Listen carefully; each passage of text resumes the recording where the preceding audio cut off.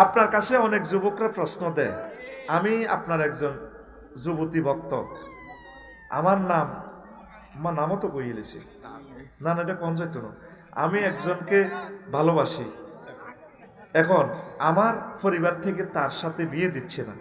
এখন আমাদের ইসলামের নির্দেশনা রয়েছে যে যাকে পছন্দ করে তাকে বিয়ে করার জন্য। এখন আমি কি তার সাথে পালিয়ে যাব?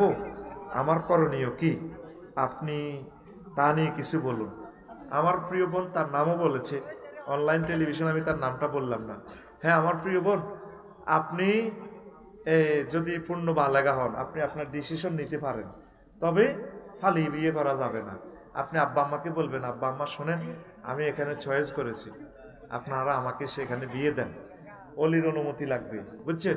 যদি বেশি বাড়াবাড়ি করে, বলে পাত্র দেখো কাম হইতো না, আমি বিয়ে বইতাম না, সিস্টেমে তা করে এ দলে লই আনবেন, তবে বেশি বেয়াদবি করম যাইতো না। ওরা আন্নের মাইয়াকে ম্যাজিস্ট্রেট হইব, কিন্তু মাইয়া যদি কয় যে আব্বু আমি রিক্সাওয়ালার লগে চলে যাব, তখন এই শাস্তি কিন্তু আপনিও পাইবেন।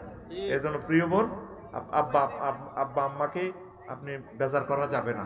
নবীজি এর জন্য থ্রেড দিয়েছেন, ফানিকা হুয়া বাতিল, ফানিকা হুয়া বাতিল, ফানিকা হুয়া বাতিল। এই সমস্ত বিয়ে বাতিল হবে, বাতিল হবে। তবে যারা আপনারা অভিভাবক আছেন, যেহেতু মেয়ে বালেগা, তার এখানে ডিসিশন নেওয়ার সুযোগ ইসলামে দিয়েছে। আর যদি ইসলামী স্টেট কায়েম হয়, তাহলে ফালিয়ে বিয়ে করতে পারবেন।